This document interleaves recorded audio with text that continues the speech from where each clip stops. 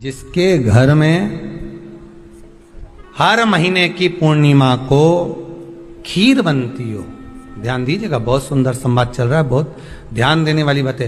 प्रत्येक महीने की पूर्णिमा को जिसके घर में दूध की सामग्री बनती हो, दूध की सामग्री तैयार होती हो, खीर प्रसाद तैयार होता हो, उसके घर में कभी क्लेश नहीं हो सकता। चाहे सास बहू एक दूसरे के सामने वो कहे ना, वो सांप और नेवले की लड़ाई क्यों ना, फिर भी शांति हो जाती है।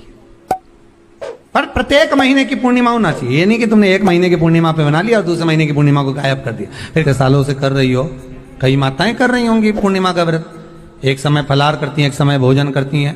भोजन में खीर का होना जरूरी होता है पूर्णिमा के व्रत में, दूध की सामग्री होना जरूरी होती है पूर्णिमा के व्रत में। 12 महीने की पूर्णिमा करो, मना नहीं है। और पूर्णिमा उठाने का भी समय होता है। चैत्र के महीने की जो पूर्णिमा होती है, चैत्री पूर्णिमा पहली पूर्णिमा मानी जाती है, इसलिए चैत्री पूर्णिमा को सिद्ध पूर्णिमा कहते, कार्य सिद्धात्री पूर्णिमा कहते, सिद्ध करने वाले। मनोरथी पूर्णिमा कहते हैं, मनोरथी पूर्णिमा। इसलिए पूर्णिमा का व्रत कहां से उठाया जाता है? चैत्र के महीने की पूर्णिमा से पूर्णिमा का व्रत उठाया जाता है कि मैं महीने की पूर्णिमा करूंगी तो वो चैत्र पूर्णिमा से उसको उठा लिया जाता है। पर उसका एक नियम रहता है, आप फलाहार करें अपनी जगह पर है, पर एक समय भोजन कर रहे हैं वो अपनी जगह पर, भोजन के साथ में मीठे के साथ थोड़ा दूध की सामग्री होना जरूरी होती है। और क्यों करते हैं पूर्णिमा का व्रत, किस लिए किया जाता है, क्यों करा जाता है, उसका व्याख्यान वर्णन शिव महापुराण के अंतर्गत स्कंद पुराण में लिखा गया। स्कंद पुराण में वर्णन किया है श्री वेदव्यास जी महाराज ने। कहा यह पूर्णिमा का व्रत इसलिए किया जाता है कि व्यक्ति का जब मन गलत भ्रम में जाने लगता है, मन जब गलत जगह पर जाने लगता है, तो ये मन को गलत जगह पर ले जाने वाला कौन होता है? तो कहा यह चंद्र होता है। व्यक्ति की राशि के अंतर्गत, व्यक्ति की पत्रिका के अंतर्गत, व्यक्ति की ग्रह दशा के अंतर्गत जब चंद्र बेकार चलता है तो व्यक्ति अच्छा करते करते भी बेकार करने लग जाता है। चंद्र डोल रहा है। कई माताएं कहती हैं, गुरुजी हमारे बेटे को आशीर्वाद दीजिए, बहुत गलत संगत में जा रहा है, मतलब समझ जाना कि चंद्र गड़बड़ जा रहा है। बेटी अगर गलत मार्ग पर जा रही है, बेटी अगर गलत संगत में जा रही है, किसी अन्य व्यक्ति को आकर्षित हो, चंद्र गड़बड़ हो रहा है, उसका चंद्र कहीं जा रहा है। कोई पुरुष, कोई लड़का कोई गलत मार्ग पर जा रहा है, चंद्र गड़बड़ हो रहा है। घर में जो क्लेश उत्पन्न होता है, घर में जो विवाद उत्पन्न होता है, उस विवाद को रोकने के लिए केवल चंद्र की ही, इसलिए तो पूर्णिमा घर की नारियां हमारे यहाँ हिंदू धर्म में यहां तक स्कंद पुराण में कह दिया कि प्रत्येक पूर्ण, आप लोग कभी आप लोगों ने सत्यनारायण जी की कथा करवाई है? जितने लोग आस्था चैनल पर कथा सुन रहे हैं, जितने लोग फेसबुक यूट्यूब पर कथा सुन रहे हैं, यूट्यूब पर कथा का श्रवण कर रहे हैं, उनने कभी सत्यनारायण की कथा करवाई होगी। तो उसमें लिखा है हर कार्तिक, हर पूर्णिमा को, हर संक्रांति को ब्राह्मण सत्यनारायण भगवान की कथा या राजा या वैश्य कथा को कराता था, या बढ़िया कथा कराता। सुनी कि नहीं सुनी ये बात? सत्यनारायण भगवान की कथा में लिखा है, स्कंद पुराण के अंतर्गत जो सत्यनारायण भगवान की कथा का स्मरण किया उसमें लिखा है प्रत्येक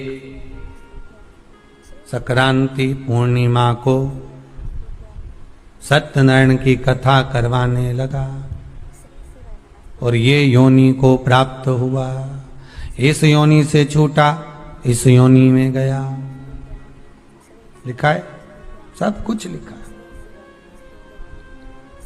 अब उत्ते से समझ जाओ कि पूर्णिमा को सत्यनारायण की कथा करने का बोला है, तो पूर्णिमा को सत्यनारायण की कथा का क्यों बोला? वैसे तो रोज कराओ सत्यनारायण जी की कथा, प्रतिदिन कराओ, मना नहीं है। आप क्या कोई विशेष फंक्शन है आप सत्यनारायण जी की कथा करवा, पर पूर्णिमा संक्रांति को और संक्रांति को पूर्णिमा को सत्यनारायण की कथा का स्मरण क्यों करवाया गया? क्योंकि पूर्णिमा के दिन अगर ये भगवान का व्रत रख लेगी, पूर्णिमा के दिन अगर ये खीर का प्रसाद बना लेगी, थोड़ा सा दूध की कोई सामग्री बना लेगी और भगवान को भोग लगा देगी, भले सत्यनारायण भगवान के भाव से बनाए, भले सत्यनारायण जी के निमित्तार्थ बना, पर अगर इसने सत्यनारायण भगवान के निमित्त से बना, पर पूर्णिमा के दिन अगर ये व्रत रखेगी, उपास रखेगी या कोई सामग्री बनाकर भगवान की पूजन कर लेगी तो इसके घर में जो अशांति है वो शांति में बदल जाएगी। इसलिए कई घरों में आज भी सत्यनारायण भगवान की पूजन हर पूर्णिमा को करती है। माता किताब लेके बैठ जाती है, तुरंत तुरंत उन्हें ऑफिस जाना, कहीं काम पे जाना, और तुरंत तुरंत उसने तुरंत